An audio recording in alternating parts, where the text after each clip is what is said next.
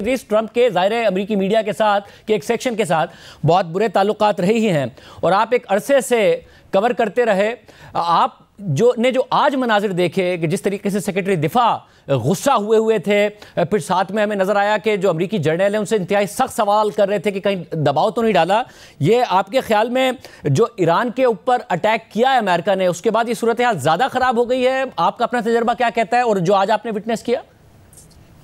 जैसे तो ये कोई 4-5 महीने से प्रेसिडेंट ट्रंप और डिफेंस सेक्रेटरी हेक्सेट जो है उन्होंने प्रेस के खिलाफ काफ़ी बोला है, प्रेस फ्रीडम पे काफ़ी रिस्ट्रिक्शंस डाली हैं।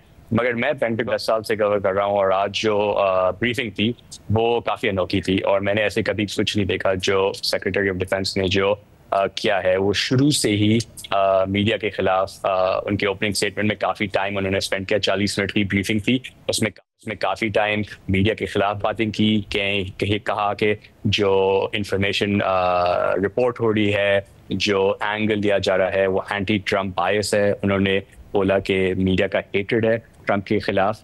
तो काफ़ी टाइम उन्होंने इस चीज़ से स्पेंड किया और हिस्टोरिकली डिफेंस सेक्रेटरी जो है वो काफ़ी एपॉलिटिकल रहते हैं, वो काफ़ी फैक्ट्स पे फोकस करते हैं, टैक्टिक्स और प्रोसीजर्स। मगर हेक्सेट ने आई थिंक ट्रंप की जो पर्सनालिटी है वो काफ़ी इंटरनलाइज की है। काफ़ी उनकी जो एंटी मीडिया रैंट्स हैं वो भी शुरू किए हैं। एंड आई थिंक वो फील करते हैं कि ट्रंप, अगर ये देखें जो वो प्रेस कॉन्फ्रेंस देख रहे थे एक्चुअली, उनको वो काफ़ी खुश होंगे उसको देख के। एक्चुअली प्रेस कॉन्फ्रेंस के बाद प्रेसिडेंट ट्रंप ने अपने सोशल मीडिया प्लेटफॉर्म पे कहा कि ये सबसे इंफॉर्मेटिव और प्रोफेशनल ब्रीफिंग थी।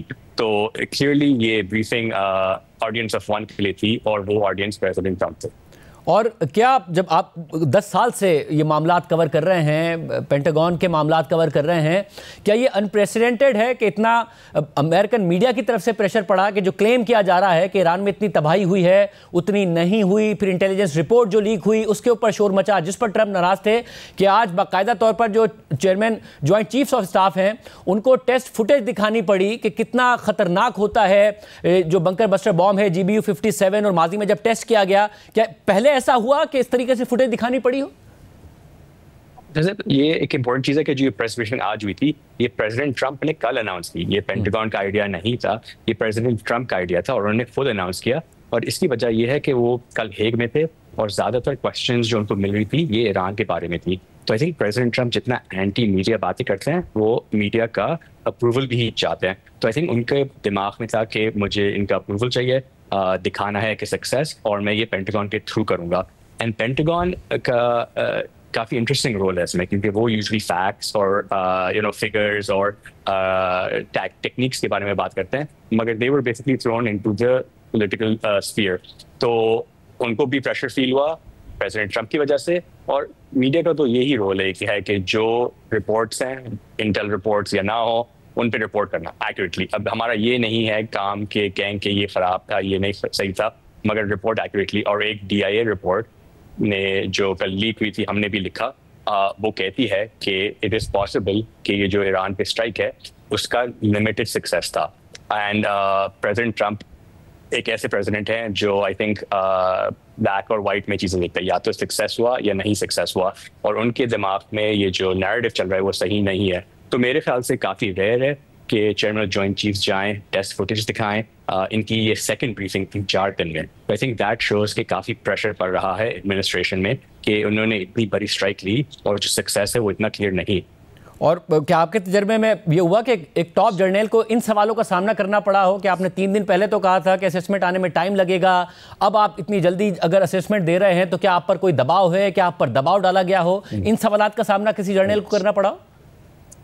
ये एक्चुअली मैंने ही क्वेश्चन किया था, दबाव पड़ा आपका पॉलिटिकल प्रेशर या नहीं? क्योंकि आप सही कह रहे हैं, संडे को इन्हें बोला था कि हमें काफ़ी टाइम लगेगा असेसमेंट देने में, और फिर वो 3 दिन बाद आके कह रहे हैं कि स्ट्राइक, उन्होंने ये एक्चुअली नहीं बोला कि स्ट्राइक सक्सेसफुल थी या नहीं, उन्होंने बोला कि वेपन सक्सेसफुल थे। तो वो भी आई थिंक ये जो नीडल है ना वो थ्रेट करने की कोशिश करें कि ना ही झूठ बोले मगर ना ही प्रेसिडेंट ट्रंप के क्रॉसहायर्स में आए। मगर आई थिंक आप सही कह रहे हैं कि काफ़ी रेयर बात है कि चेयरमैन जॉइंट चीफ्स 4 दिन में 2 दफ़ा आए हैं, मीडिया से बात की है। वो कोई 2 महीने भी नहीं हुए उनको ऑफिस में और उनको ये क्वेश्चंस का जवाब देना पड़ रहा है। और आप और आपके साथी सहाफ़ी, इस ब्रीफिंग के बाद आपका इंप्रेशन क्या रहा? बाकी सहाफ़ियों से अगर आपने बात की, क्या वो ज़्यादा कन्विंस हुए कि वो इंटेलिजेंस जो लीक की गई वो वाकई प्रीमेच्योर थी या गलत थी, तबाही ज़्यादा हुई है? सहाफ़ियों का, आप लोगों का, सबका क्या इंप्रेशन था? नहीं, आपने सही अच्छा सवाल पूछा है। बेसिकली यूएस इंटेलिजेंस कम्युनिटी बहुत बड़ी इंटेलिजेंस कम्युनिटी है। तो जो डीआईए है, जो पेंटागन की इंटेलिजेंस आर्म है, वो 12, 13, 14 एजेंसीज में से एक है। तो यूजुअली होता है कि एक एजेंसी एक चीज कहेगी, दूसरी एजेंसी कुछ और कहेगी। तो आज के बाद हमारा ये, मेरा एटलीस्ट, और जो मैंने ऑफिशियल्स और एक्सपर्ट से बात की है कि ये जो डीआईए की रिपोर्ट थी वो यकीनन प्रिलिमिनरी थी। काफी टाइम अभी इनको लगेगा कंफर्म करने में, मगर जो एक चीज ये उन्हें कोई एविडेंस नहीं दिखाया कि ये स्ट्राइक सक्सेसफुल थी। एक चीज आपको बताऊं कि कुछ दिन पहले स्ट्राइक से इमेजरी आई थी दिखाते हुए कि कोई 15-20 ट्रक फोर्डो फैसिलिटी के बाहर थी। अब ये फैसिलिटी, ये ट्रक्स क्या कर रही थी, ये हमारा बिग क्वेश्चन है, क्योंकि एक सोर्सेज हमें ये बता रहे हैं कि इट इज पॉसिबल कि ये जो न्यूक्लियर मटेरियल है कि वो ट्रक शायद ले गई हो। तो अगर फैसिलिटी को मारा मगर कोई यूरेनियम था नहीं, उसका फायदा क्या हुआ? एंड ये क्वेश्चन शायद जो सेक्रेटरी ना ही आंसर कर पाए। उन्होंने कहा कि मेरे पास कोई इसका एविडेंस नहीं है, और ना ही जनरल कुछ कह पाए। तो आई थिंक सिचुएशन ये, आई थिंक ओवरऑल है कि कोई एविडेंस ऐसा नहीं दिखाया जिसमें कोई प्रूव हुआ कि जो स्ट्राइक्स थी वो पर्टिकुलरली सक्सेसफुल थी। और आई थिंक क्वेश्चन अभी तक यही रहता है कि ये जो स्ट्राइक्स थी उन्होंने ईरान की न्यूक्लियर फैसिलिटी को कुछ महीनों तक पोस्टपोन किया है या कुछ सालों तक। आई थिंक काफी टाइम लगेगा और इस ब्रीफिंग में कोई डिफिनिटिव आंसर नहीं मिला।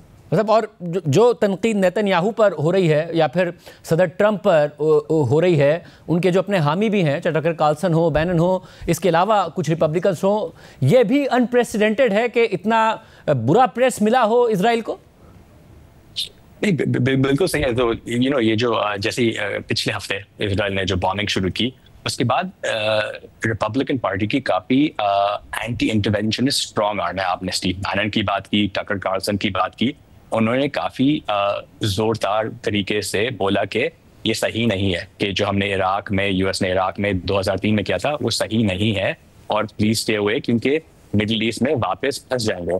तो काफी loud vocal arm of the Republican party ने बोला, और आपने देखा कि ट्रंप ने एक्चुअली सरप्राइजिंगली उनकी बात नहीं सुनी, क्योंकि इन द पास्ट ट्रंप ने खुद बोला है कि US should not get more involve in the middle east, मगर उन्होंने फिर भी इन्वॉल्व हुए। एंड आपने आई थिंक 2 दिन पहले देखा होगा कि, या 1 दिन पहले अब, कि प्रेसिडेंट ट्रंप खुद जब रिपोर्टर से बात कर रहे थे उन्होंने बोला कि इजराइल ने बॉम्बिंग स्टॉप करनी है। उन्होंने नेतन्याहू की कॉल खुद किया और कहा कि जो आपके जो प्लेन्स अभी ईरान के ऊपर हैं, खबरदार, ये इन्होंने अपने बॉम्ब स्टॉप किए, एंड इजराइल ने वो बॉम्बिंग रेड नहीं की। तो I think internal pressure Trump पे पड़ रहा है रिपब्लिकन पार्टी से इजराइल के ऊपर, and then I think we are saying कि वो पब्लिकली भी काफी प्ले आउट कर रहा है कि इजराइल पे काफी दबाव आए इन अ वे कि आई थिंक मुश्किल है कोई 2 साल पहले या 3 साल पहले सोचना ऐसा।